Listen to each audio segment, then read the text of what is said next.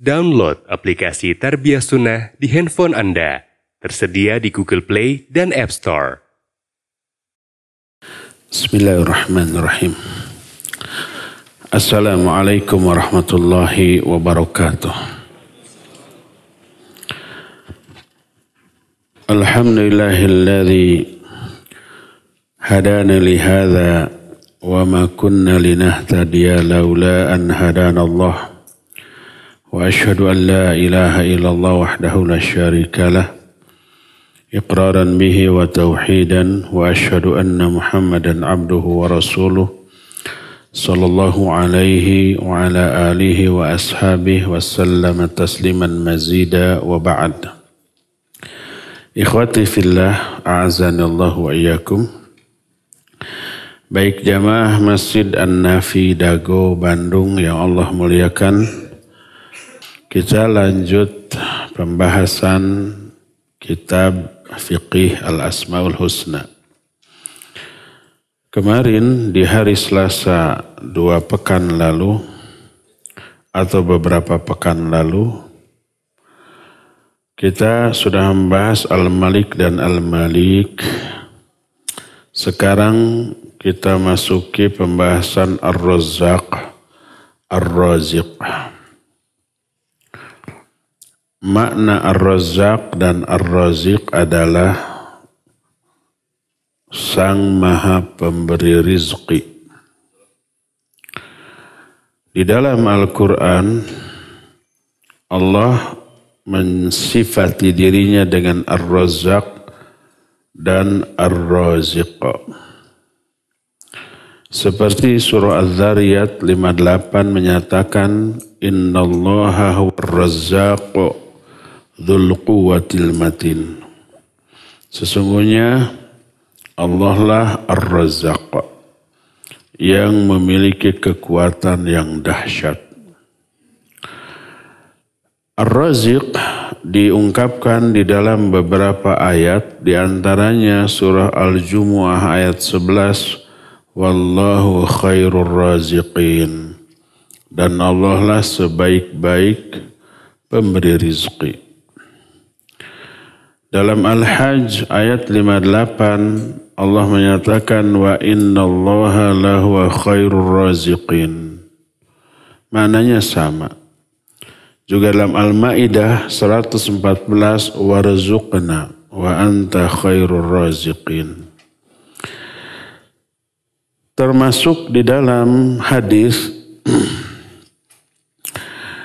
seperti yang terdapat dalam kitab-kitab Sunan dan Musnad Imam Ahmad, hadis dari Anas bin Malik. Dia berkata, Qala as-si'r ala ahdi Rasulillah sallallahu alaihi wasallam. Faqalu ya Rasulullah law sa'arta. Kata Anas bin Malik, harga-harga sangat mahal di zaman Nabi SAW. Pernah suatu saat harga-harga naik.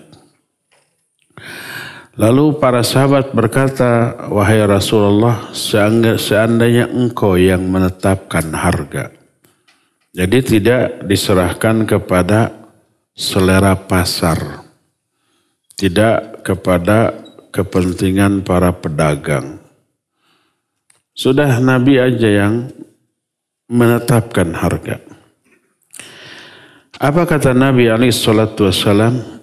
Innallaha huwal khaliqul qabidul basitur raziqul musa'ir. Wa inni la arju an alqiyallaha wa la yatlubuni ahadun bimazlamatin zalamtuha iyyahu fid damin wala malin. Hati-hati nih kepada para pedagang yang seenaknya menetapkan harga. Di dalamnya terkandung unsur kezaliman. Kata Nabi SAW, sungguhnya Allah lah Al-Khaliq. Al-Khaliq sudah kita jelaskan, pencipta. Al-Qabid. Al-Qabid belum ya. Al-Qabid artinya yang menahan rizki dari makhluknya.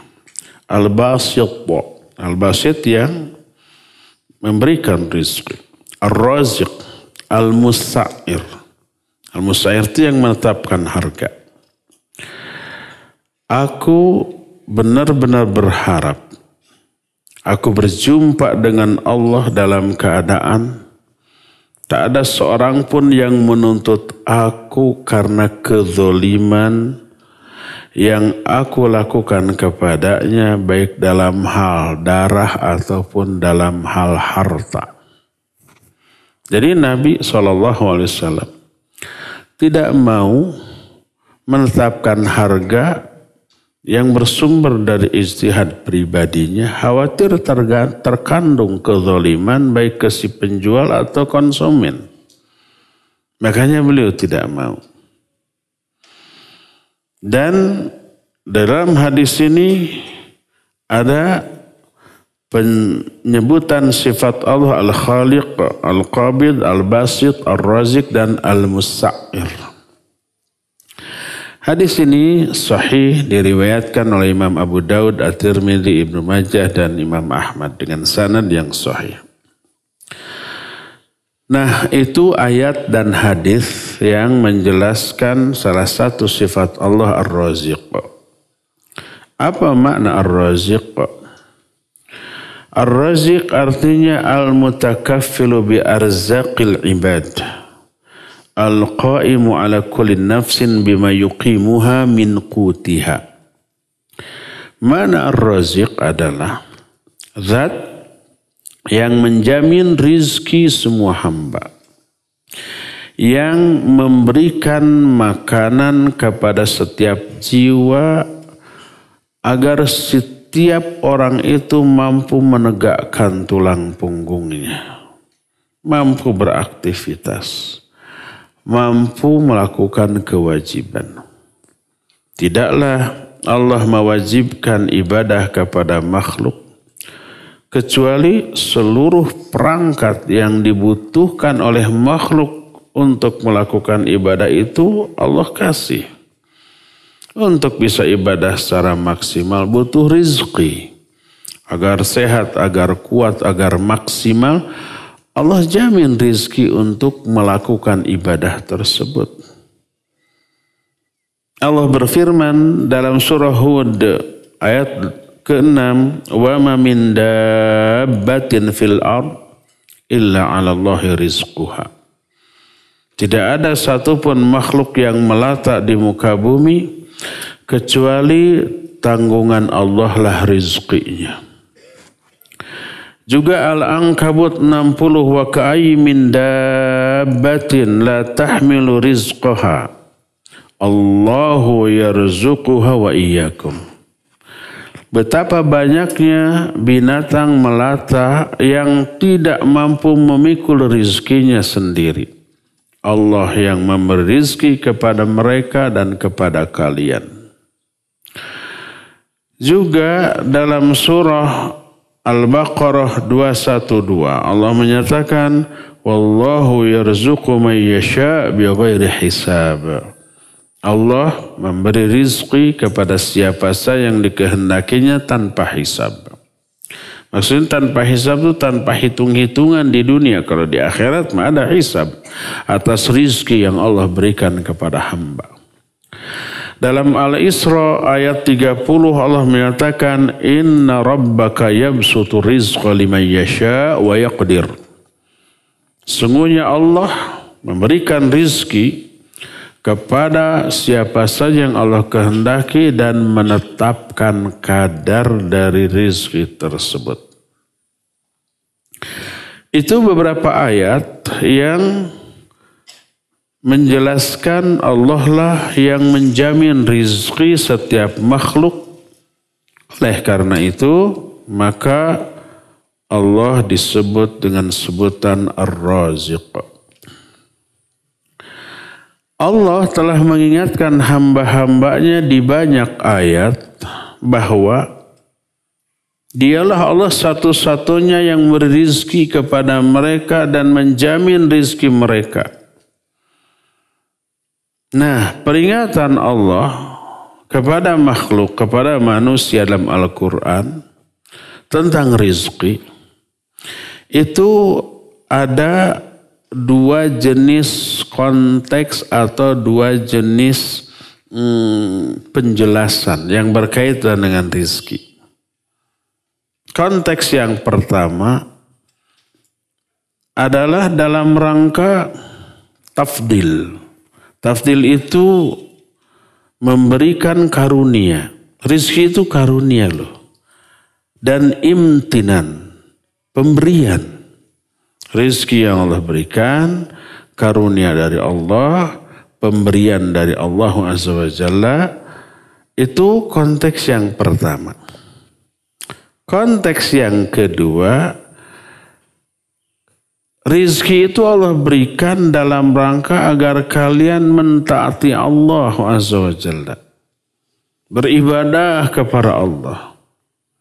Allah beri rizki, rizki itu harus dipakai untuk ibadah, untuk ketaatan.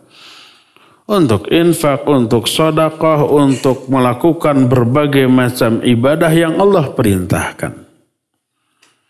Inilah dua konteks rizki yang Allah berikan kepada manusia.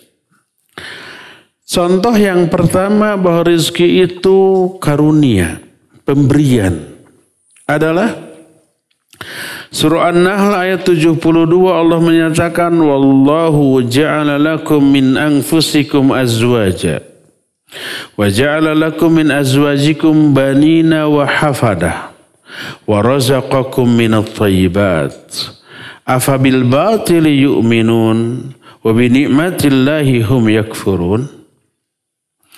Allah lah yang telah menjadikan bagi diri kalian pasangan-pasangan dari golongan kalian, dari sama manusia. Dan telah menjadikan bagi kalian dari pasangan-pasangan itu anak-anak dan cucu-cucu. Dan Allah memberikan rizki kepada kalian semua berupa hal yang baik-baik. At-tayyibat, rizki-rizki yang baik. Apakah kalian lebih mengimani kebatilan sedangkan kepada nikmat Allah kalian kufur? Bukan kalian. Mereka, apakah mereka mengimani kebatilan dan mengkufuri nikmat Allah? Jadi ayat ini menjelaskan bahwa Allah memberikan rizki itu sebagai karunia, pemberian kepada kalian. Juga dalam surah Ghafir surah Al-Isra ayat 70. Allah menyatakan walaqad karramna bani Adam wa hamalnahum fil barri wal bahr. وَرَزَقْنَاهُمْ مِنَ الطَّيِّبَاتِ وَفَضَّلْنَاهُمْ عَلَى كَثِيرٍ مِّمَّنْ خَلَقْنَا تَفْضِيلًا. Sungguh kami telah memuliakan Bani Adam dan kami angkut mereka di daratan ataupun di lautan. Dan kami berikan rizki kepada mereka dari yang baik-baik. Dan kami karuniakan kepada mereka banyak karunia dibanding makhluk lain yang kami ciptakan.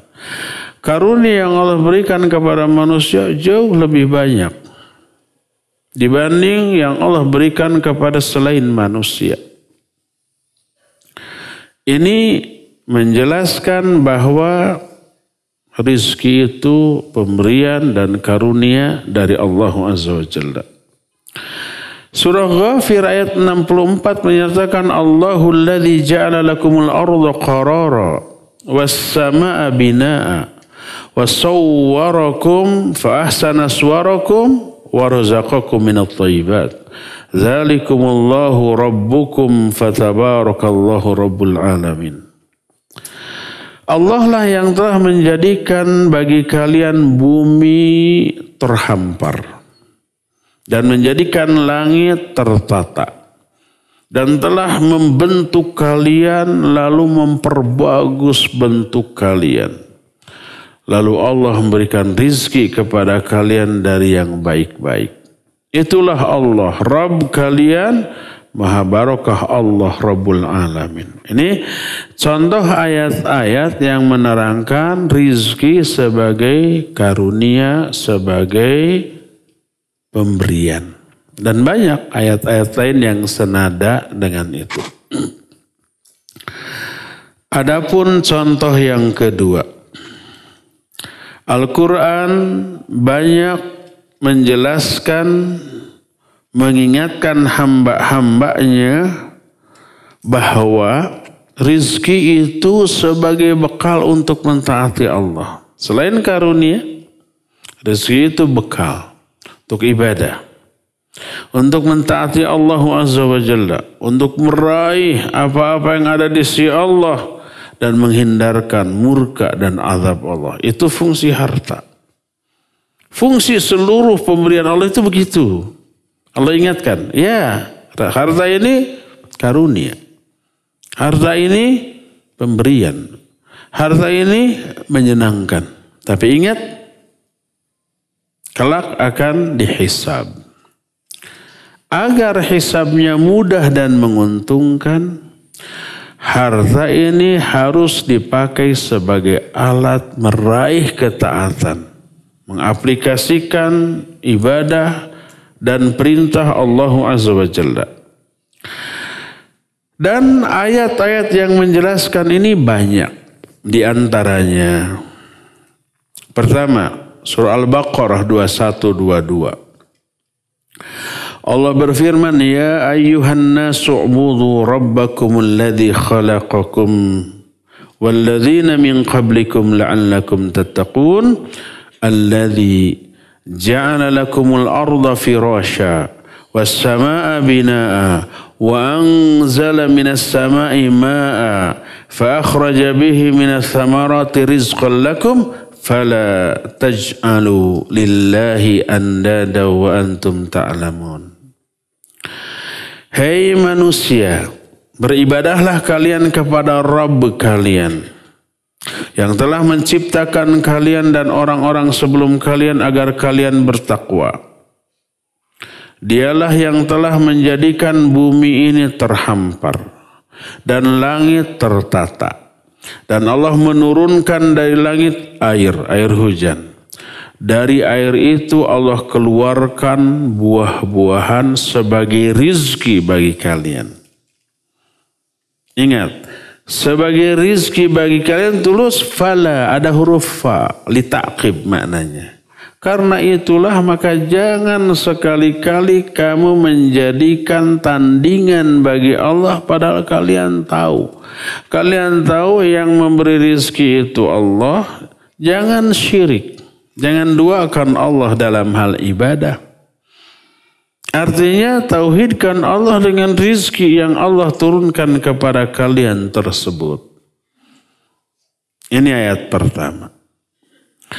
Ayat kedua dalam surah Ar-Rum ayat 40 Allah berfirman, Allahul ladzi khalaqakum thumma razaqakum thumma yumitukum thumma yuhyikum. Hal min syurakaikum may yaf'alu min dzalikum min syai' subhanahu wa ta'ala amma yusyrikun. Ini rizki diingatkan sebagai alasan untuk tidak boleh menyekutukan Allah. Harus mentauhidkan Allah. Kata Allah, Allah lah yang telah menciptakan kalian.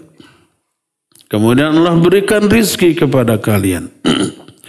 Kemudian Allah mematikan kalian. Kemudian Allah menghidupkan kalian.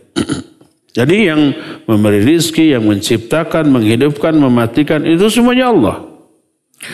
Apakah ada sekutu-sekutu kalian, sesembahan-sembahan yang kalian sekutukan dengan Allah yang melakukan hal itu bagi kalian sedikit saja? Apakah berhala yang kalian sembah dia memberi rizki, menciptakan, mematikan, menghidupkan, ada enggak? Tidak ada. Maka maha suci Allah dari apa-apa yang kalian sekutukan. Artinya ini rizki yang Allah berikan, jangan dipakai alat untuk menyekutukan Allah. Tauhidkan Allah dengan rizki kalian.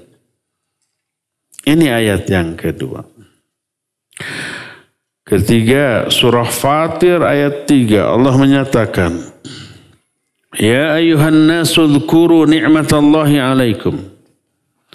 Hal min khaliqin ghairullahi yarzuqukum minas sama'i wal ard. La ilaha illahu fa anna tu'fakun. Hai manusia, ingatlah nikmat yang Allah berikan kepada kalian. Nikmat rizki. Adakah pencipta lain selain Allah yang memberi rizki kepada kalian baik dari langit ataupun dari bumi?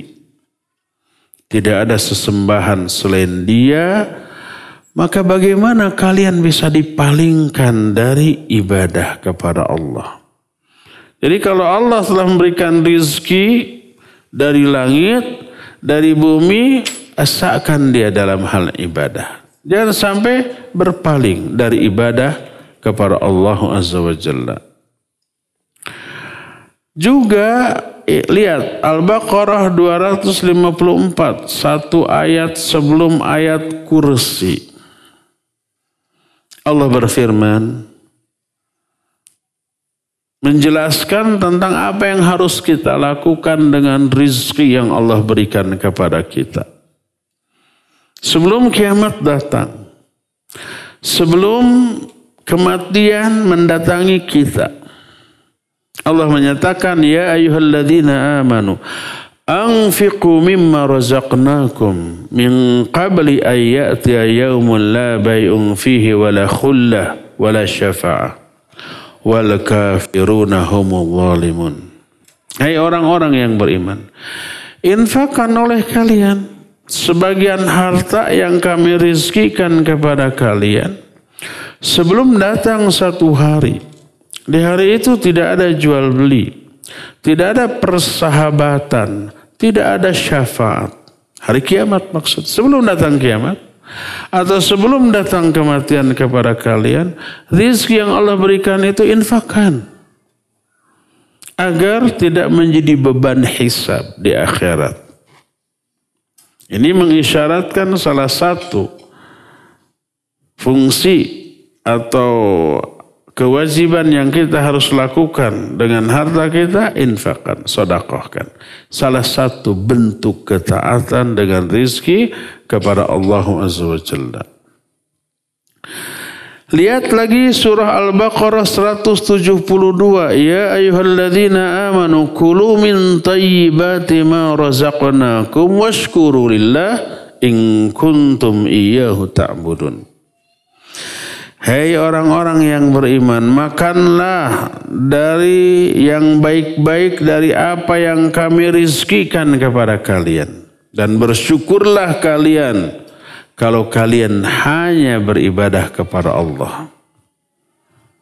Syukuri harta ini dalam bentuk gunakan seluruh harta ini sesuai dengan kehendak Allah Azza wa Jalla.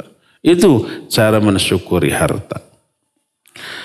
Dan banyak lagi ayat-ayat lainnya yang menerangkan bahwa rizki itu Allah berikan tidak untuk dipergunakan semau kita, untuk melampiaskan hawa nafsu kita, tapi sebagai bekal untuk beribadah dan taat kepada Allah Azza wa Jalla.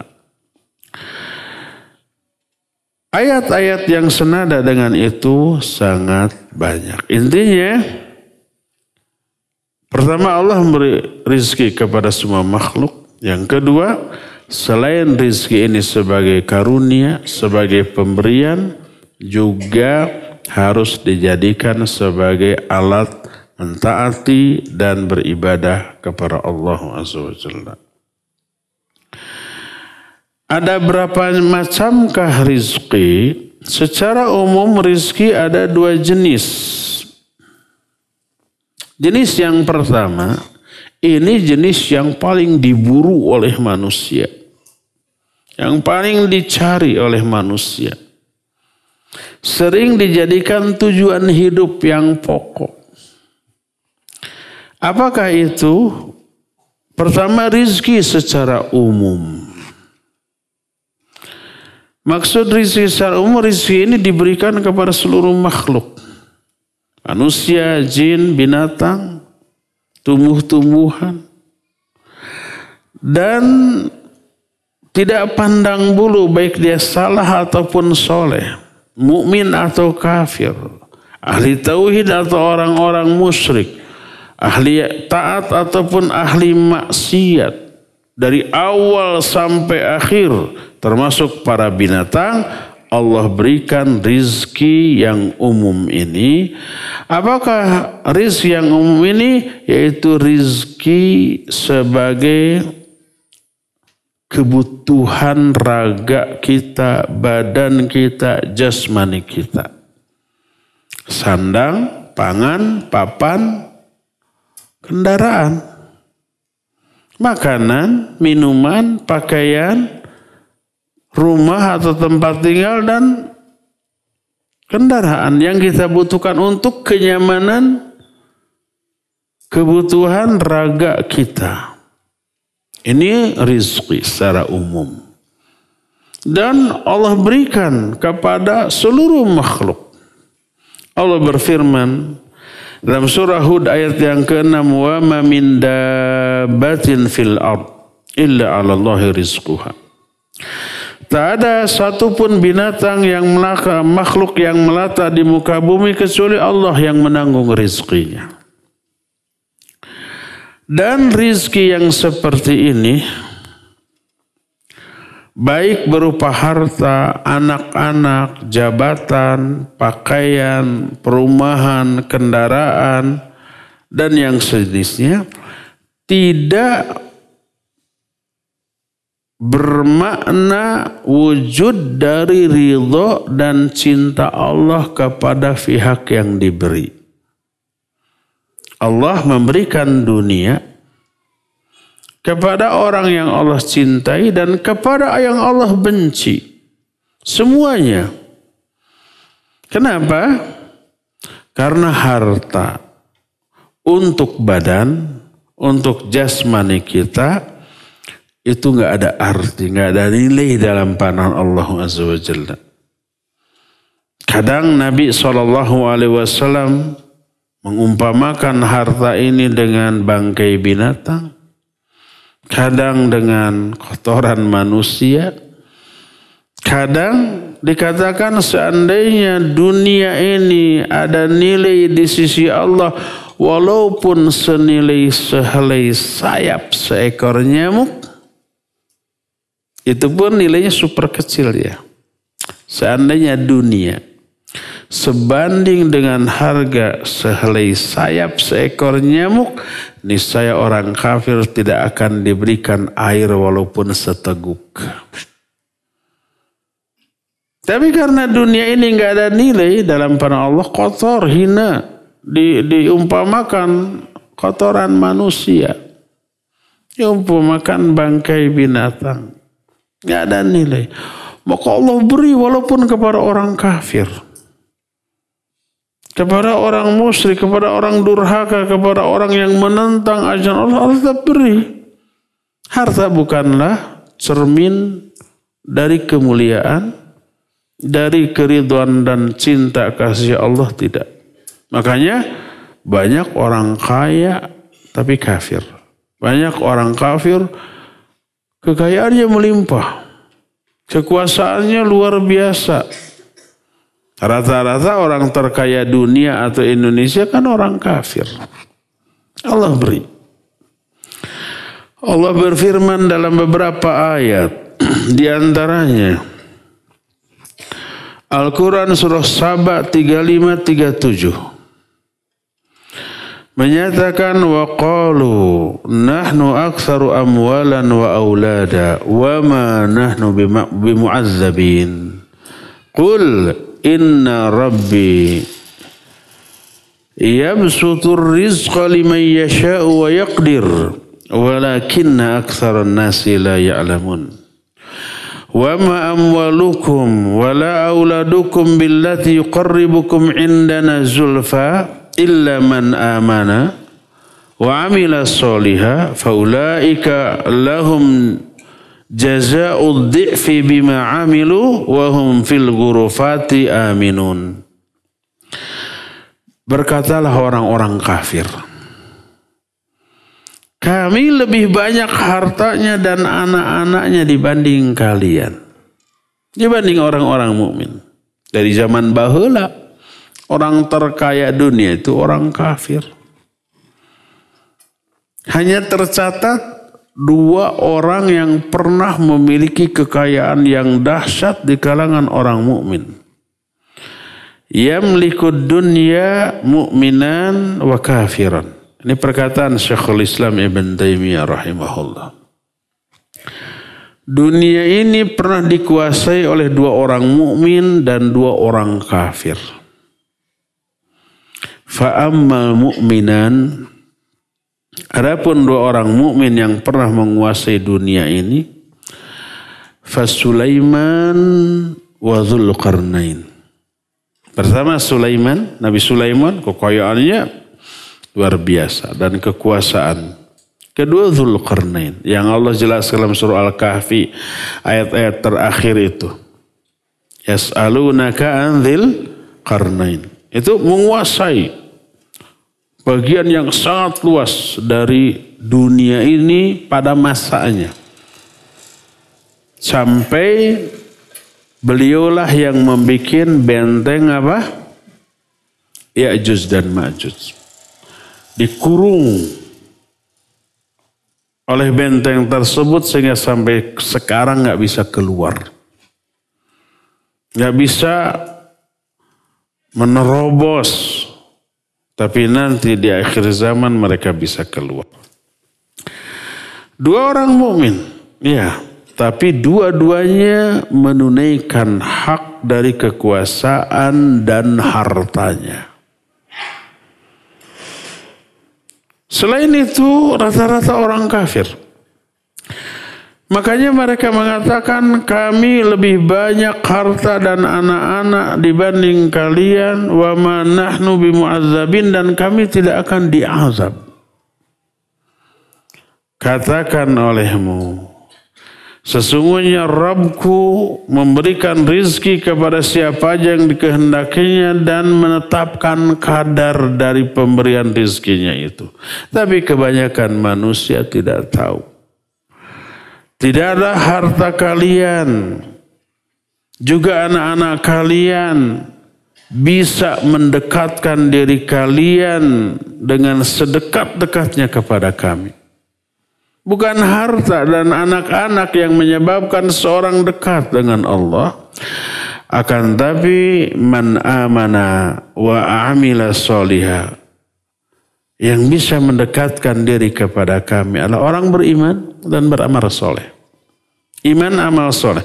Kaya atau miskin, pejabat ataupun rakyat, berpangkat ataupun rakyat jelata, bagi mereka akan diberikan pahala yang berlipat karena amal yang mereka lakukan, dan mereka akan berada di kamar-kamar yang megah mewah di surga dalam keadaan aman.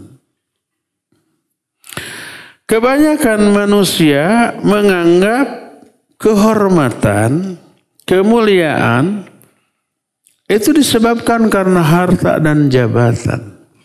Kalau zaman baheula banyak anak itu kebanggaan, terutama anak laki-laki.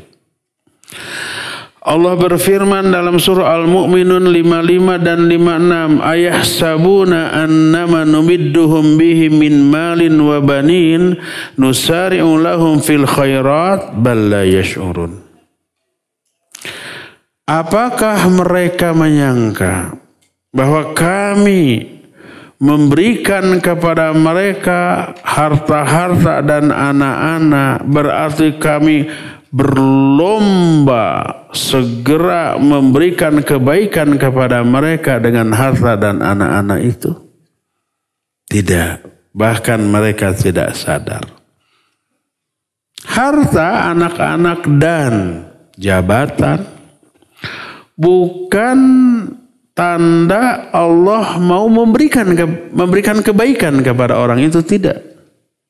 Kalau Allah mau memberikan kebaikan kepada seorang bukan dalam bentuk harta, bukan dalam bentuk jabatan, tapi dalam bentuk ilmu, pemahaman agama, karakter yang baik seperti arif atau kelemah lembutan dalam bersikap.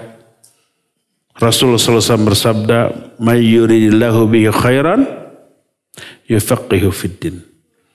Siapa orang yang dikehendaki kebaikan oleh Allah, artinya orang yang Allah menghendaki ingin memberi kebaikan kepada orang itu, caranya adalah Allah berikan pemahaman agama kepada orang itu. Baru lahir kebaikan dari sana.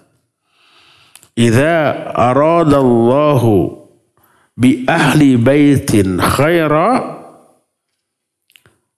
adkhalahu ar-rifqa. Kalau Allah menginginkan kebaikan kepada sebuah rumah tangga, Allah akan masukkan sifat ar-rifq, kelemah lembutan, kepada seluruh anggota keluarga tersebut.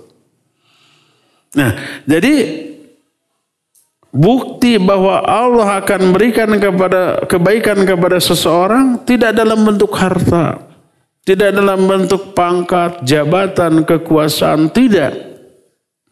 Itu bukan tanda kebaikan yang Allah akan berikan kepada orang itu. Tapi kebaikan yang Allah berikan kepada hamba dalam bentuk ilmu, pemahaman tentang agama, dan dalam bentuk karakter yang baik. Di antaranya adalah kelemah lembutan tadi. Adapun harta dan jabatan tidak. Allah berfirman dalam surah Al-Isra ayat 20 dan 21. Kullan numiddu haula wa haula min ata'i rabbik wa ma kana ata'u rabbika mahdhura unzur kaifa faddalna ba'dahum ala ba'd walal akhiratu akbaru darajat wa akbaru tafdila. Kata Allah, bagi masing-masing golongan kami berikan pemberian Allah. Golongan itu diberi rizki, golongan ini diberi rizki, dan pemberian Allah itu tidak akan terhalang. Maka perhatikan bagaimana kami lebih mengutamakan sebagian manusia di atas sebagian yang lain dalam hal harta.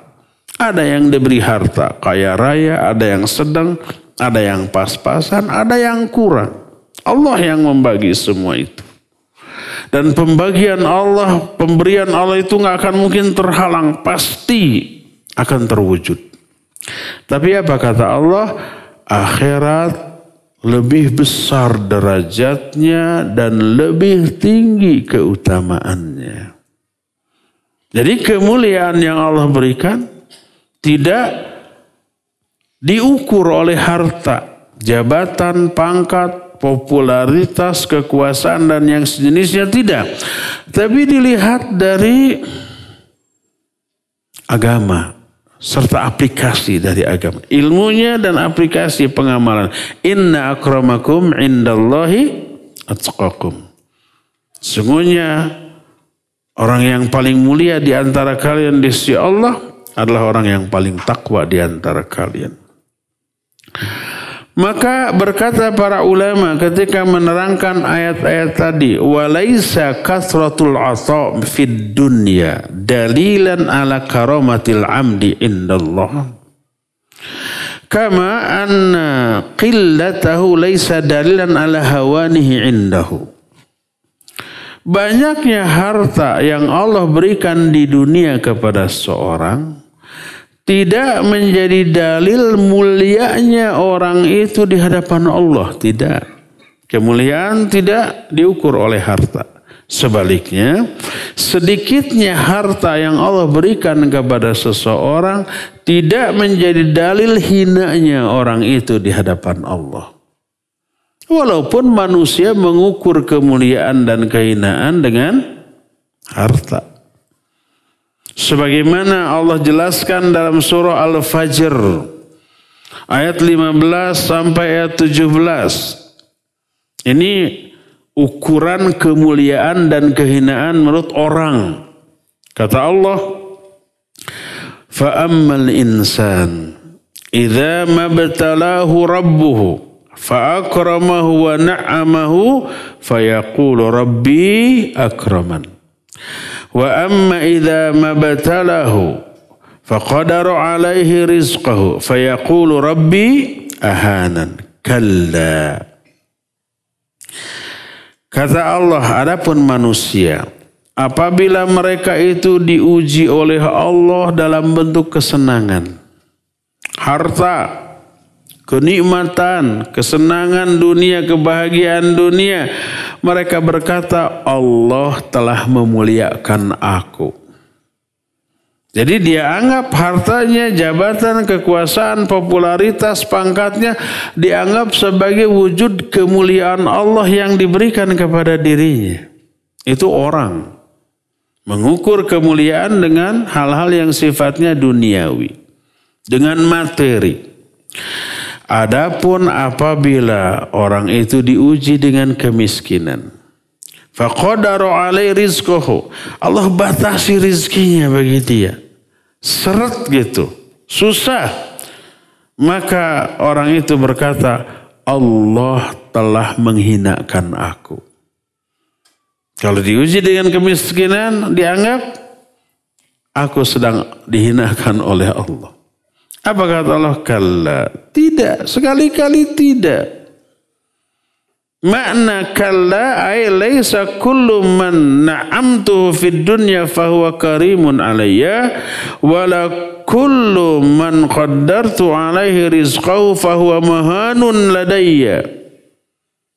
Makna kalla di sini, tidak semua orang yang kami beri kenikmatan dunia orang itu mulia dalam pandanganku, tidak.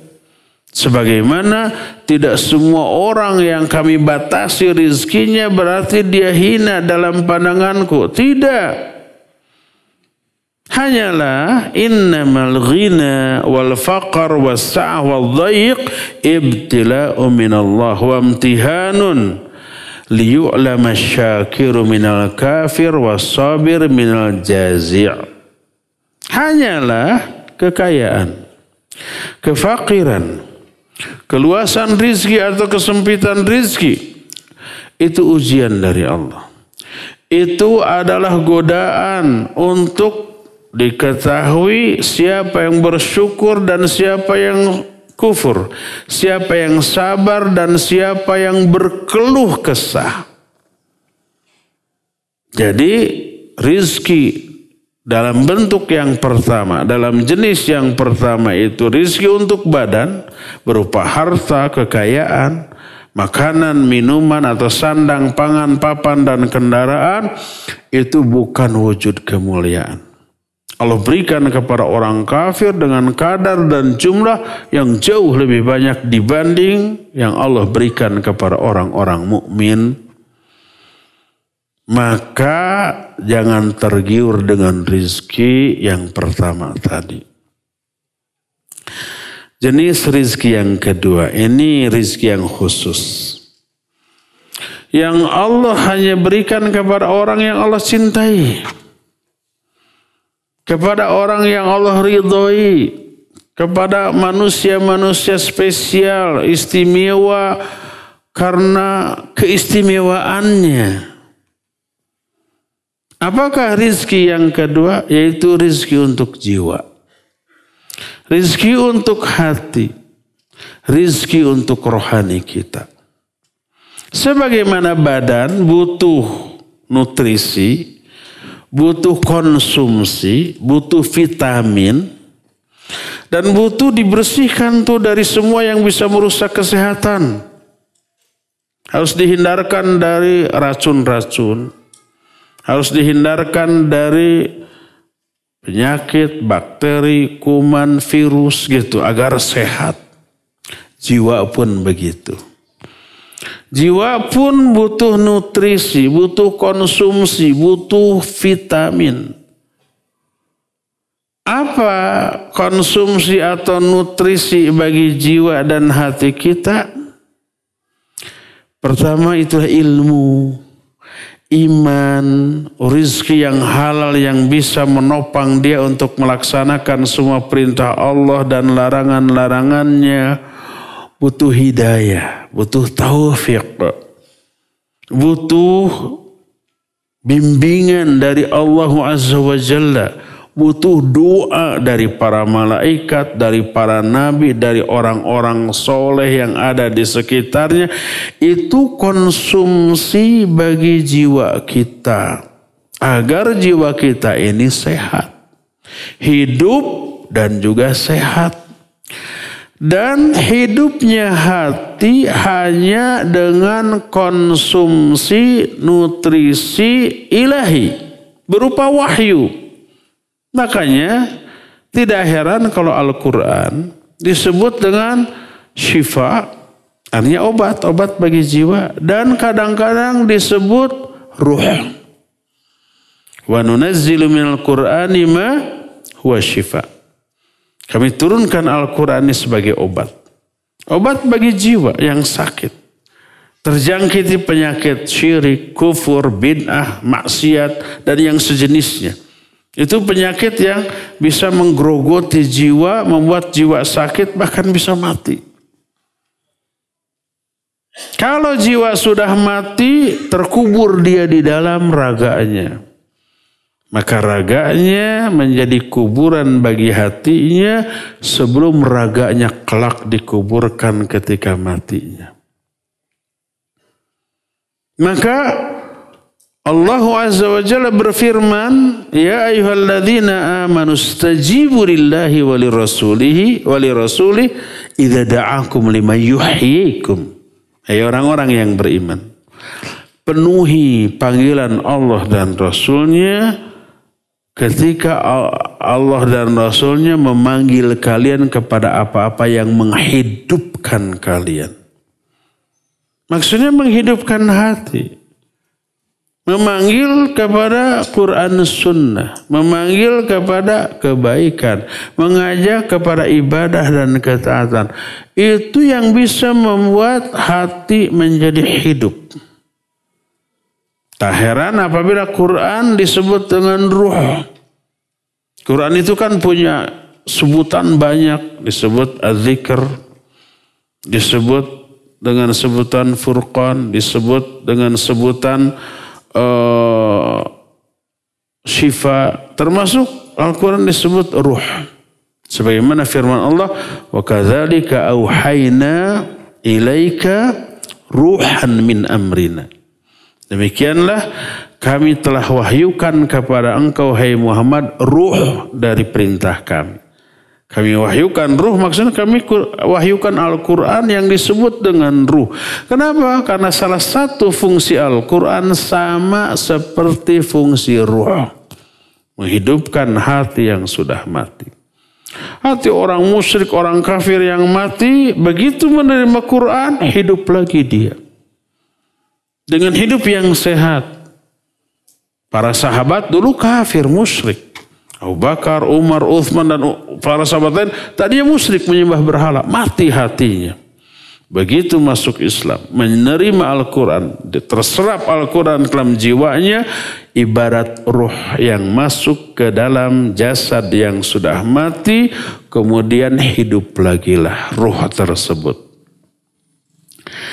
Nah, jadi inilah rizki yang sangat mulia, agung, dan sebagai bukti kasih sayang Allah, kemuliaan Allah yang Allah berikan kepada orang tersebut. Maka ada banyak ayat yang menerangkan hal ini dalam Al-Quran. Di antaranya Al-Quran surah At-Talaq ayat 11. Wa may yu'min billah wa ya'mal shaliha yudkhilhu jannatin tajri min tahtihal anhar khalidina fiha abada qad ahsanallahu lahu rizqa. Kata Allah, siapa yang beriman kepada Allah, iman ini rizki nih, lalu beramal soleh, maka Allah akan masukkan orang itu ke dalam surga yang banyak mengalir sungai-sungai di bawahnya. Mereka kekal di dalamnya selama-lamanya. Lalu setelah itu Allah menyatakan, qad ahsanallahu lahu rizqa. Sungguh Allah telah memberikan rizki kepada orang itu dengan sebaik-baik rizki. Iman, amal soleh yang berakibat dimasukkannya orang itu ke dalam rahmat Allah berupa surga, itu rizki yang terbaik. Juga dalam surah Shad 49 sampai 54 Allah menyatakan, hadza dzikrun wa inna lil muttaqina la husnu ma'ab jannati adn mufattahatan lahumul abwab muttaqina fiha yad'una fiha bifakihatin katsiratin wa syarab wa indahum qasiratut tarfi atrab hadza ma tu'aduna liyaumil hisab inna hadza la rizquna ma lahu min nafad. Kata Allah, inilah kemuliaan sesungguhnya bagi orang-orang yang takwa ada tempat kembali yang sangat baik di akhirat. Yaitu surga Aden yang pintu-pintunya dibukakan untuk mereka. Mereka bersandar di dalamnya di atas permadani-permadani indah. Mereka meminta di dalam surganya berbagai macam buah-buahan dan minuman. Buah-buahnya sama. Dan minumannya sama dengan yang ada di dunia. Ada simontong, ada anggur, semua. Cuma hanya sama dalam hal nama, sebutan. Adapun kualitas, rasanya tak ada bandingan dengan apa yang ada di dunia. Semanis-manis si montong di dunia, nggak ada apa-apanya dibanding si montong di akhirat. Di dunia aja si montong manis itu sampai nyelekit ke hati, sampai ke tulang sumsum. Bagi yang suka, bagi yang nggak suka mah baru mencium aromanya, wah sudah mual ya. Kasihan orang itu. Ini memang makanan elit. Hanya orang-orang elit yang suka.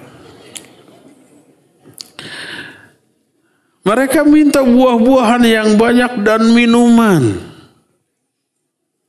Namanya sama, tapi kualitas rasa jauh berbeda. Kandungan berbeda. Kalau di dunia namanya, di dunia nih, senikmat apapun makanan itu ada batasnya. Sampai si montong dah satu butir sendiri nggak akan habis tuh. Kalau di wobol-wobol dipaksa, enak ya nggak, bisa muntah kita. Manis itu hanya suapan pertama, kedua, ketiga, setelah itu sudah enak.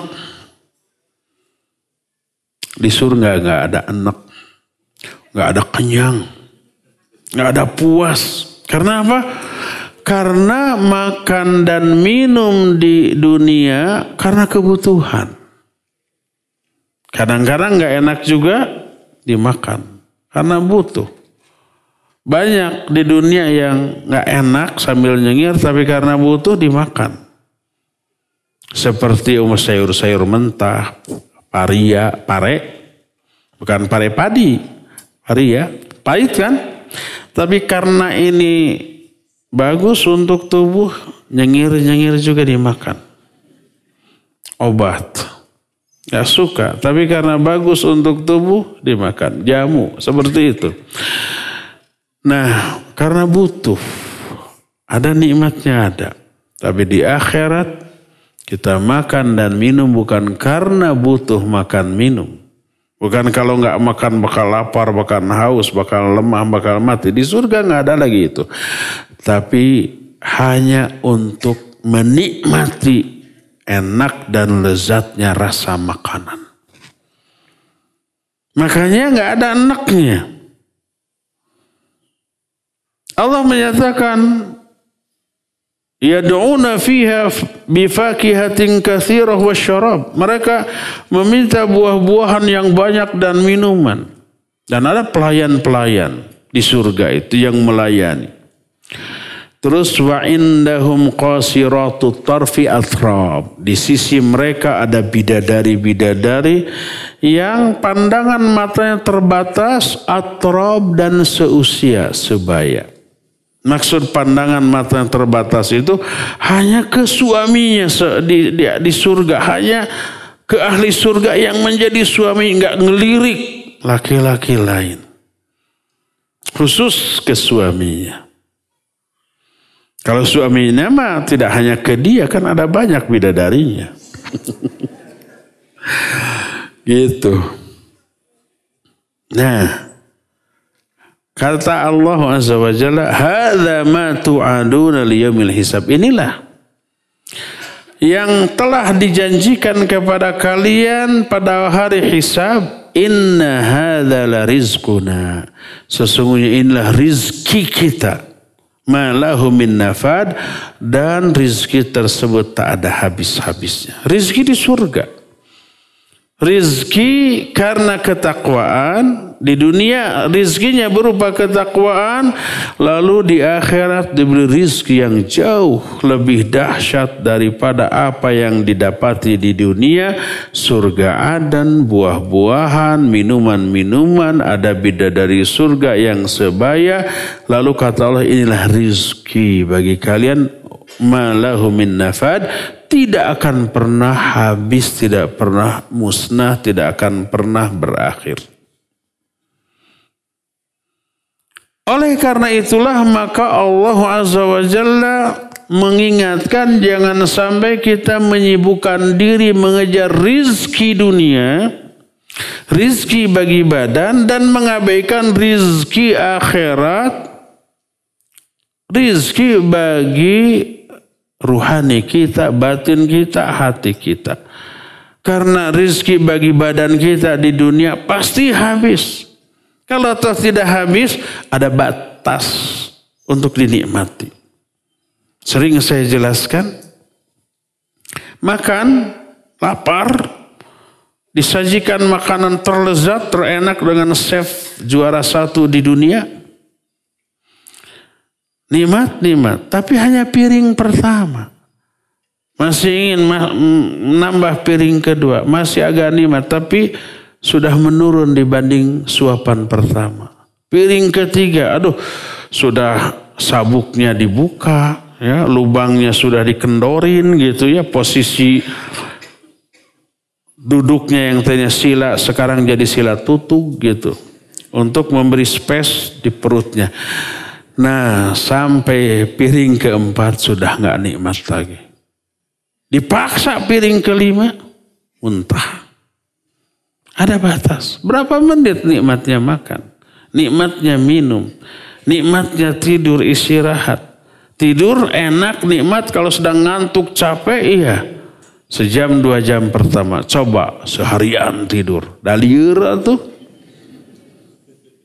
Tidak nikmat lagi, tidak enak lagi. Itu di dunia. Di akhirat nggak ada habisnya.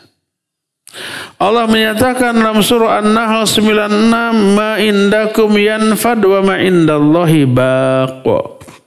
Apa yang ada di sisimu berupa harta dunia itu akan musnah, akan hilang. Dan apa yang ada di sisi Allah, rizki di sisi Allah di akhirat itu abadi. Tapi kebanyakan manusia lebih mengejar rizki dunia untuk raga, mengabaikan rizki untuk ruh dan jiwanya yang akan berlanjut kenikmatannya ke akhirat. Dalam surah Al-A'la ayat 16 dan 17 Allah menyatakan bal tu'thirunal hayatad dunya wal akhiratu khairu wa abqa. Bahkan kalian lebih mengutamakan kehidupan dunia, padahal akhirat jauh lebih baik dan lebih abadi. Oleh karena itu orang yang berakal tidak akan menyibukkan diri untuk mengejar harta dunia dengan mengabaikan tujuan pokok diciptakannya dia di alam dunia, yaitu ibadah kepada Allah. Az-Zariyat ayat 56 sampai 58 menyatakan, "Wa ma khalaqtul jinna wal insa illa liya'budun, ma uridu minhum min rizqin, wa ma uridu ayyut'imun, innallaha huwar razzaqu dzul quwwatil matin." Tidaklah aku ciptakan jin dan manusia kecuali untuk ibadah kepadaku. Aku tidak menginginkan rizki dari mereka, dan aku pun tidak menginginkan mereka memberi makan kepadaku, kata Allah. Karena Allah lah sang pemberi rizki yang memiliki kekuatan yang dahsyat. Bahkan Allah Azza wa Jalla menerangkan, menjadikan rizki itu sebagai jalan untuk meraih ridho Allah dan untuk meraih surga yang banyak dipenuhi dengan kenikmatan. Dalam surah Maryam ayat 61 sampai 63 Allah menyatakan, "Jannati adnin allati wa'ada ar-rahmanu ibadahu bil ghaib, innahu kana wa'duhu ma'tiya, la yasma'una fiha lagwan illa salama, wa lahum rizquhum fiha bukratan wa 'ashiyya, tilkal jannatu allati nurithu min ibadina man kana taqiyya." Kata Allah Azza wa Jalla, itulah surga Aden yang telah dijanjikan oleh Allah yang Maha Rahman kepada hamba-hambanya walaupun bersifat gaib. Surga itu gaib, tidak terlihat, tidak terdengar, tidak teraba, tidak terjangkau oleh indera kita. Tapi Allah janjikan, dan janji Allah itu pasti terlaksana. Pasti Allah akan berikan. Di dalamnya mereka tidak mendengar hal yang sia-sia, kecuali semuanya tentang keselamatan. Bagi mereka di dalamnya ada rizki setiap pagi dan petang. Itulah surga yang kami wariskan kepada hamba-hamba kami yang bertakwa. Kejarlah rizki akhirat, kejarlah rizki untuk jiwa kita, hati kita, berupa ilmu, berupa ibadah dan amal soleh, berupa iman, berupa apapun yang bisa menghidupkan jiwa dengan hidup yang sehat, maka rizki itu berlangsung abadi sampai di akhirat nanti. Ya, inilah penjelasan kita tentang Allah Maha Razzaq dan Maha Razik. Cukup sampai di sini kajian kita, dan kita masih punya sisa waktu untuk bertanya jawab. Wa sallallahu ala nabiyina Muhammadin wa ala alihi wa ashabihi wasallam. Assalamualaikum Waalaikumsalam warahmatullahi. Ana seorang ibu rumah tangga. Setiap hari ada di rumah bersama si kecil. Bagaimana caranya menghilangkan rasa takut yang ada dalam diri? Karena kalau di rumah sedang berdua, tetangga di rumahnya pada kosong, suka takut, serasa ada yang melihat, padahal nggak ada. Sebetulnya capek banget Ustadz jadi orang penakut. Jadi apa yang ditakutinya? Takut apa? Berdua dengan bayinya di rumah, tetangga kosong. Padahal siang-siang ya. Kalau malam kan ada suaminya, mungkin gak takut. Takut ini pertama wujud lemahnya tauhid kita. Kedua ini, itu karena banyaknya dosa. Pernah saya jelaskan, orang berilmu sekalipun, kalau banyak dosa dan maksiat, dia akan banyak diliputi rasa takut terhadap banyak hal. Takut menanggung risiko akibat berbuat baik kepada orang, amar ma'ruf nahi munkar, dakwah, apalagi jihad. Kenapa? Pernah saya terangkan penjelasan Al-Imam Ibnu Qayyim rahimahullah menyatakan orang yang memiliki dosa, kepercayaan dirinya hilang. Dia meyakini imannya sedang lemah. Kalau iman sedang lemah, ada gangguan sihir, ada gangguan bangsa jin, ada godaan setan, dia akan mudah tergoda. Dia akan terkalahkan oleh setan tersebut. Makanya muncul rasa takut kalau dia baca doa, baca ayat. Karena dosa dan maksiat yang banyak kayaknya nggak mempan. Kalau ada orang kesurupan dia nggak pede ngeruqyah karena banyaknya dosa kayaknya nggak mempan. Akhirnya hilang kepercayaan diri, muncul berbagai macam rasa takut. Tapi kalau orang itu banyak tobat, banyak istighfar, banyak ibadah, banyak amal soleh, imannya tinggi, kepercayaan dirinya muncul. Ada setan, mana setan lah? Dikejar sampai ke lubang kuburnya. Ketika ada umpamanya rumah sangat suka ada suara-suara, disamperkan gitu ya. Karena yakin dengan ta'awudnya langsung ngacir, dengan bacaan Al-Quran yang dibacakannya langsung lari. Setannya yang lari bukan dianya. Karena yakin ampuh ini ruqyahnya, bacaan. Oleh karena itu, pertama pupuk tauhid. Kedua, tingkatkan iman dengan cara banyak melakukan ibadah amal soleh, tinggalkan dosa dan maksiat. Ketiga, banyak-banyak berzikir, baca Al-Quran dan banyak menghafalkan ayat-ayat Al-Quran. Itu senjata. Zikir senjata untuk menghadapi syaitan laknatullahi alaih. Kalau sudah demikian, tauhid kuat, imannya tinggi, ibadahnya bagus, dosa maksiat dijauhi, insya Allah rasa takut hilang. Itu saja kiatnya ya. Wallahu a'lam bissawab.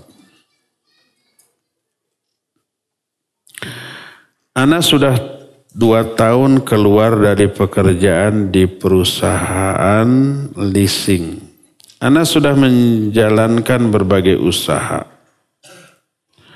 Namun selalu gagal. Sampai ana tidak bisa menafkahi keluarga. Tapi alhamdulillah, ana selalu bisa mengikuti kajian Ustaz. Namun istri selalu bilang lebih wajib mencari nafkah daripada ikut kajian. Mohon nasihat. Ikut kajian kan tidak seharian. Paling maksimal 2 jam. Sisanya silakan. Jadi tidak harus dibenturkan antara ikut kajian dengan mencari nafkah. Bahkan bisa sambil ikut kajian sambil mencari nafkah. Bawa dagangan ke kajian. Sebelum kajian di sini jam 9.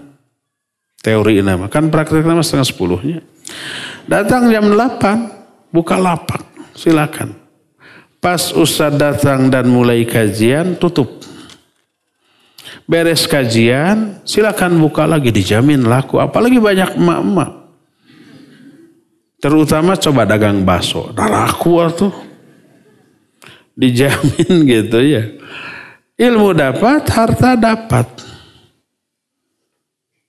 Kalau punya tekad, niat yang sungguh-sungguh, dia akan mencari 1000 jalan. Kalau enggak niat, dia akan mencari 1000 alasan. Jadi tidak harus dibenturkan antara waktu untuk kajian dan waktu untuk mencari nafkah. Ya, semoga Allah memberikan kemudahan kepada ikhwan ini untuk memperoleh rezeki yang bisa membantu dia melaksanakan kewajiban ibadah dan kajian-kajian tanpa harus dipusingkan dengan masalah ekonomi. Semoga Allah beri kemudahan ya. Ana mau nanya, kalau kakak kita punya hutang riba dan dia tidak sanggup untuk membayar dan minta tolong kepada ana untuk melanjutkan cicilannya, karena untuk melunasi ana nggak sanggup. Gimana sikap ana untuk masalah ini, Ustaz?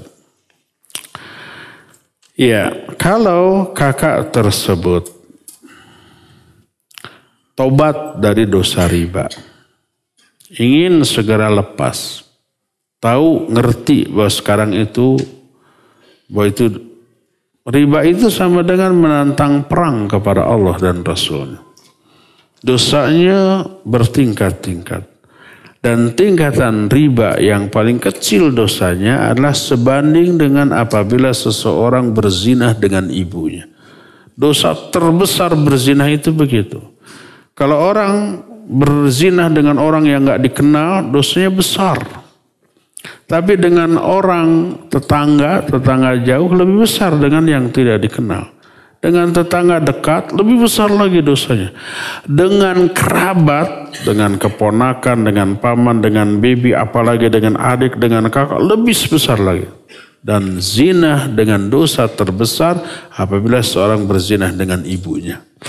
Ternyata dosa zina terbesar itu sebanding dengan dosa riba terkecil. Sekecil-kecil dosa riba sebanding dengan dosa apabila seorang berzina dengan ibunya. Bayangkan yang lebih besar lagi. Nah setelah tahu, ngeri, takut gitu ya, akhirnya dia tobat. Tapi masih punya nih cicilan riba. Minta tolong ke kita, kalau dia benar mau tobat dan kita mampu, tolong lunasi, gak apa-apa. Tapi kalau umpamanya dia tidak tobat sih, tapi nggak bisa membayar cicilan, lalu minta tolong ke kita. Bukan karena merasa bersalah atas dosa ribanya. Nanti kalau sudah lunas, pinjam lagi yang lebih gede. Kan gitu. Jangan dibantu. Biarkan dia terhukum di dunia dengan dosa ribanya sebelum dihukum di akhirat. Agar dia jerak, kapok. Ya. Jadi kalau ada orang yang terlibat riba minta tolong, lihat. Kalau dia betul-betul minta tolongnya karena tobat, karena ingin segera lepas dari riba, dan kita bisa bantu tolong. Kalau umpamanya dia hanya meminta tolong, bukan karena tahu bahwa itu dosa, tapi karena takut sama debt collector aja. Apalagi debt collector sekarang berani bentak-bentak polisi juga kan. Apalagi orang sipil gitu. Ya, maka jangan dibantu. Karena membantunya berarti melanggengkan riba. Dibantu, alhamdulillah lunas, pinjam lagi dia. Dengan nominal yang lebih besar. Itu sama dengan ta'awun alal ismi wal udwan. Maka dulu pernah kita ada program membantu orang yang kena jeratan riba. Tapi kita hapus karena saya yang kena getah. Di suatu pengajian ada ibu-ibu yang nanya begitu. Saya bilang kalau ada yang bisa bantu gitu. Beres kajian ada yang nge-WA ke saya, Ustaz, ibu tadi suruh hubungi saya bantu. Jadi dia nyicil mobil gitu, tahu itu riba, baru sekarang tahu. Nangis terus katanya, tinggal beberapa lagi mau dilunasi sekian puluh juta lagi tapi nggak ada uang. Ada yang mau, tolong suruh hubungi saya. Akhirnya saya hubungkan dua orang itu. Terus nggak tahu kelanjutannya gimana. Baru 2 bulan orang yang menolong itu menghubungi saya. Ustadz, si ibu yang saya bantu ngilang. Di rumahnya tidak ada. Ternyata rumahnya kontrakan. HP-nya tidak aktif. Kan pika sebelen. Nu asih dipulang sengit. Air susu dibalas dengan air tuba. Saya yang disalahkan, gimana tuh Ustaz? Aduh, saya juga nggak kenal sama orangnya itu. Kan ibu yang menawari. Sejak saat itu sudah. Jadi Gara-gara ada ibu yang pika sebelum, akhirnya tertutuplah pintu kebaikan. Sampai sekarang belum selesai. Dan selalu dan sering juga ngontek, Ustadz gimana ya si ibu itu gak bisa dihubungi lagi. Aduh gimana tuh. Perlu saya ganti bu? Oh enggak gitu. Padahal kalau dia iya juga saya bilang gak bisa, gak punya.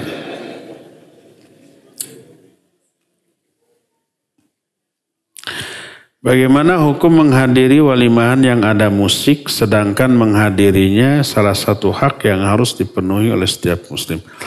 Iya, kalau di sana nggak ada maksiat, nggak ada penyimpangan, wajib kita hadir. Tapi kalau ada maksiat, ada penyimpangan, nggak boleh. Kaidah menyatakan daf'ul mafasid muqaddamun alal jalbil masoleh. Menolak madarat, menghindarkan dosa itu harus lebih dahulukan daripada meraih manfaat, meraih pahala. Kalau hadir ada pahala tapi ada dosa, maka hindarkan dosa lebih utama. Ya, kalau ada penyimpangan di sana maka tidak boleh. Seandainya kita datang tapi hati mengingkari, sebagaimana kita masuk ke mal-mal tempat lain, apakah tetap dosa? Tetap dosa. Karena apa? Karena kebutuhan kita terhadap hadir ini tidak urgen. Adapun umpamanya kalau kita datang ke pasar yang memang harus, atau naik angkot, naik bus, di sana ada musiknya, ada lagunya, itu nggak bisa dihindarkan. Kalau menghadiri walimah bisa dihindarkan, tapi kalau belanja nggak bisa dihindarkan. Semua tempat belanja ada penyimpangannya ya, itu masuk ke dalam kategori dharuri. Umpamanya angkot ada musiknya, turun pindah.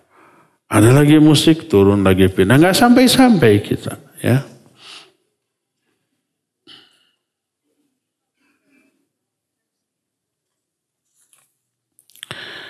Ana suka pinjam uang kepada kerabat dan teman untuk modal usaha atau proyek. Setelah proyek selesai, ana kembalikan uangnya dan ana beri tambahan sebagai tanda terima kasih. Di awal pinjam ana tidak bilang mau ngasih lebih. Tapi si orang yang menyamkan tahu akan diberi lebih karena uang itu dipakai usaha. Apakah ini dibolehkan? Ya, kalau tidak ada komitmen di awal bahwa nanti akan dilebihkan, boleh. Nabi SAW suka demikian. Kalau beliau pinjam, pas dibayar dilebihin. Tanpa ada komitmen dari awal. Ya, boleh. Ya. Ana juga pernah pinjam uang, di awal ana bilang akan ngasih tiap bulan selama uang itu belum dikembalikan. Apakah ini riba? Iya riba, nggak boleh.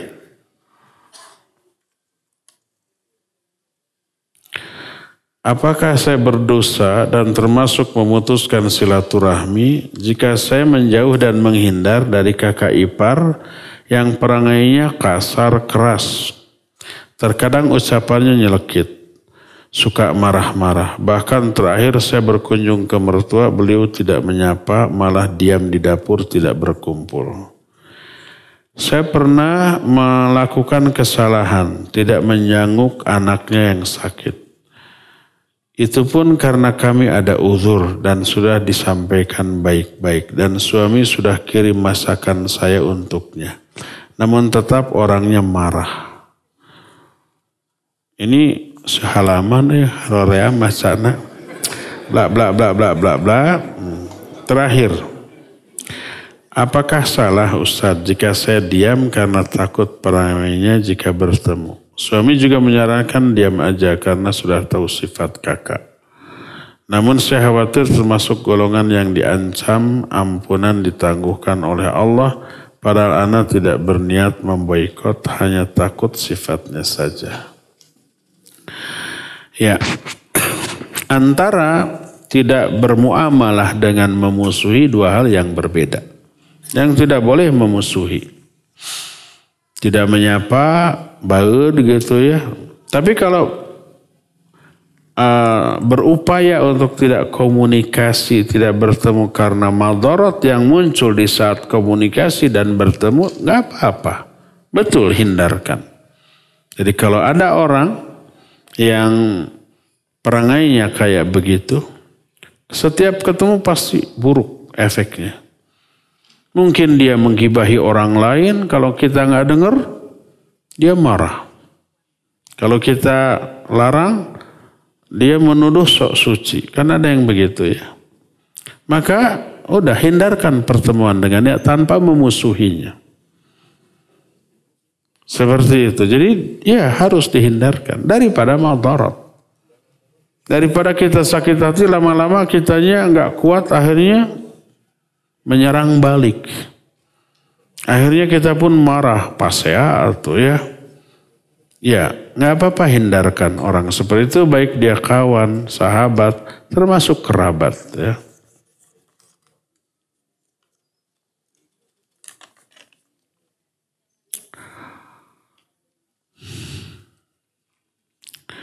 Makam orang tua kami sudah lama terbengkalai.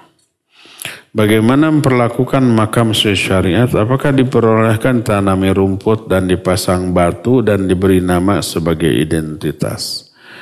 Memberi tanda bahwa itu makam, ya itu harus. Agar tidak diinjak orang, tidak dilangkahi orang. Tapi tidak boleh sampai pada taraf yang terlarang, menembok gitu, memberi nama, tulisan dan seterusnya. Nggak perlu, ya. Tandai saja bahwa itu makam. Baik dengan tumbuhan atau dengan batu tertentu bahwa itu makam agar tidak diinjak orang. Cukup sampai di sana. Boleh nggak dibersihkan? Kalau dibersihkannya dianggap punya keutamaan atau efek kepada penghuni makam, tidak boleh. Tapi kalau dibersihkan itu biar tebarala, biar tidak ada ular, biar ya boleh saja. Seperti membersihkan lingkungan kita.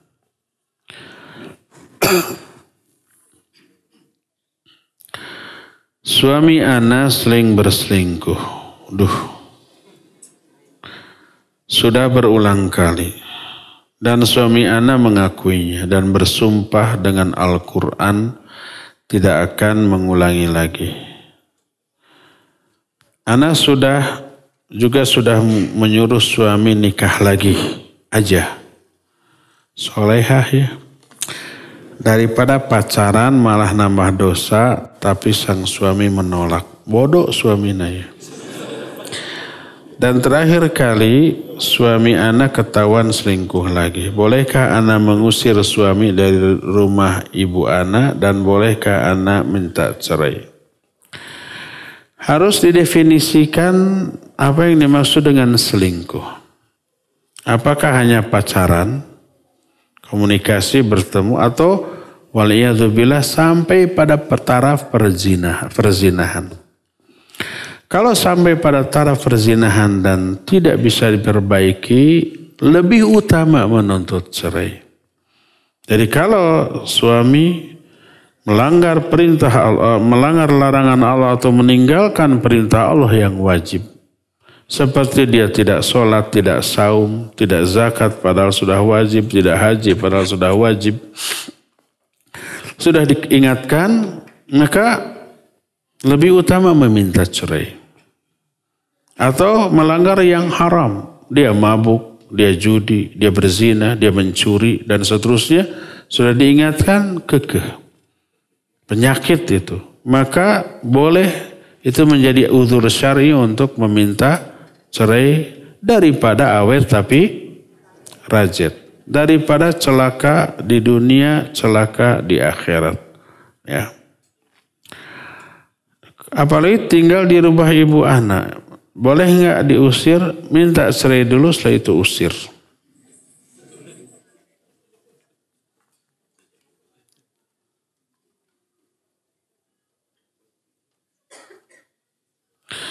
Apakah sholat isyraq boleh dilaksanakan saat jam masjid menunjukkan sudah waktu matahari terbit atau harus nunggu 15 menit? B ya, nunggu 15 menit. Nggak boleh Pas saat matahari terbit sholat. Itu waktu yang terlarang. Tunggu 15 menit dari terbit, setelah itu baru melakukan sholat isyraq. Ana anggota koperasi, setiap tahun dapat dividen. Boleh digunakan untuk apa ya dividen ini? Apakah uang dividen termasuk uang haram? Tergantung. Koperasi ini koperasi jenis apa? Simpan pinjam yang ada bunga atau tidak? Atau ada banyak usaha? Sebagai anggota setiap tahun dapat keuntungan. Karena koperasi ini punya banyak keuntungan dari usaha yang dijalankannya. Di antara usahanya campur, ada yang halal, ada yang haram. Yang halalnya jualan sembako, jualan barang ini ada untung. Yang haramnya umpamanya meminjamkan ke anggota. Anggota kemudian mengembalikan dengan ada bunga. Itu yang haramnya.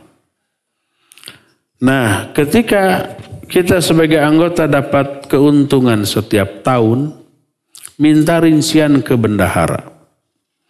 Berapa persen keuntungan dari riba akibat meminjamkan ke anggota, berapa persen keuntungan dari selain riba.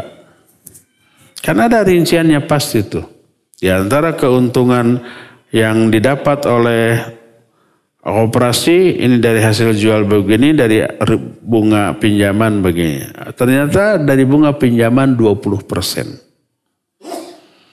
Maka ketika kita dapat dividen di akhir tahun, uang keuntungan bunga yang 20% itu kita keluarkan dan kita anggap sebagai uang bunga. Kita salurkan untuk MCK umum, untuk mengaspal jalan, menembok gang-gang yang becek dan seterusnya, nggak boleh termakan. Sisanya keuntungan dari jual beli yang halal boleh, itu halal bagi kita ya. Jadi minta aja rincian ke bendahara, ini berapa persen uang keuntungan ribanya. Itu kita keluarkan. Kita nggak mungkin kembalikan ke koperasi. Tapi udah kita salurkan saja ya. Di YTS kita menampung uang riba juga ya. Silakan boleh dititip bagi yang tidak bisa menyalurkan sendiri.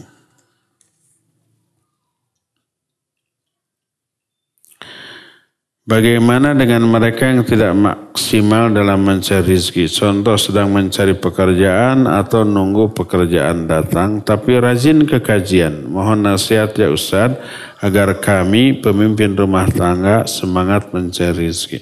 Tadi ketika ada kajian silakan ikut kajian. Di luar kajian masih luang waktu. Sekarang hari Selasa. Ada kajian di sini. Sebelum kajian bisa dipakai untuk mencari rezeki, setelah kajian bubar jam 11, sekarang jam 11 lebih. Silakan setelah ini mencari rezeki ya. Sekali lagi tidak harus dibenturkan antara waktu kajian dengan waktu mencari rezeki. Jangan sampai ada orang yang kalau ikut pengajian itu seolah-olah keluarganya terlantar gitu ya. Anaknya tidak terlawat gitu ya. Dalam benak dia ngaji itu kayak apa sih seharian gitu? Nggak ada. Paling 2 jam. Ya. Anaknya perlu dididik dengan bekal dari pengajian ini. Makanya, haroream sudah gitu sajalah. Apakah sah wudhu jika hanya rukun wudhu saja? Niat, basuh muka, basuh tangan, basuh kepala, kaki, lalu tertib. Sah. Tidak ada umpamanya kumur-kumur, sebagian ulama mewajibkan. Karena bagian dari membasuh wajah. Yang dimaksud fagsilu wujuhakum, wasulah seluruh wajah tanpa ada bi. Fagsilu wujuhakum. Fagsilu itu fi'il fa'il, kata kerja dan subjeknya. Wujuhakum objek atau maf'ulun bih tanpa ada bi, Kalau tidak ada bi, maknanya seluruh wajah, termasuk wajah bagian dalam, yaitu mulut dan hidung. Makanya prakteknya Nabi SAW ada kumur-kumur dan hidung. Dari sini para ulama menyatakan wajib, karena bagian dari membasuh wajah. Pas tayamum, ya, falam tajidu man fatayamum sa'idan thayyibah wamsahu bi wujuhikum. Alhamdulillah ada bi. Famsahu, maka usaplah bi wujuhikum. Bi-nya jangan diartikan dengan. Maka usaplah dengan wajahmu. Naon diusap ku wajah. Tapi tidak boleh terjemahan usap wajahmu dengan kedua tangan. Lalu bi di sana apa maknanya? Bi li tab'in, menunjukkan sebagian usap sebagian wajahmu. Prakteknya Nabi SAW mengusap seluruh wajah bagian luar. Untung nggak ada bi itu. Kalau nggak ada bi, famsahu wujuhakum, bisa-bisa berarti bagian dalam juga harus diusap dengan debu. Wah, bahaya. Untung nggak ada bi di sana. Maka dari sini kita mengetahui berkumur-kumur dan istinsyak itu wajib. Dan termasuk bagian dari mencuci wajah. Ya. Termasuk juga kedua telinga wajib. Karena apa? Bagian dari mengusap kepala. Famsahu wa wamsahu biru'usikum. Dan usaplah biru'usikum, sebagian dari kepala kamu. Nah, prakteknya seluruh kepala bagian atas sampai tengkuk plus apa ini namanya? Kedua telinga. Al-udhunan minar ra'as. Kedua telinga ini termasuk bagian dari kepala. Nah, wajah tidak termasuk bagian yang diusap walaupun bagian dari kepala. Karena ada bi. Sebagian kepala. Nah, prakteknya begitu. Jadi 6 yang menjadi rukun wudhu itu 6-6-nya harus. Ya, 6 itu wajah plus berkumur-kumur dan istinsyak, menghisap air ke hidung, ya. Kedua kaki sampai sikut, kemudian kedua tangan sampai sikut, kemudian mengusap kepala dengan kedua telinga, dan kedua kaki sampai 2 mata kaki, ya. Itu 4 plus 2 yang lainnya niat dan tartib. Adapun mencuci kedua tangan sampai pergelangan sebelumnya itu sunnah. Itu tidak dilakukan tidak apa-apa. Ya, cukup ya, sampai di sini saja. Insya Allah kita jumpa kembali di hari Selasa yang akan datang. Subhanakallahum bihamdik, asyhadu an la ilaha illa anta, astaghfiruka wa atubu ilaik, walhamdulillah rabbil alamin. Wassalamualaikum warahmatullahi wabarakatuh.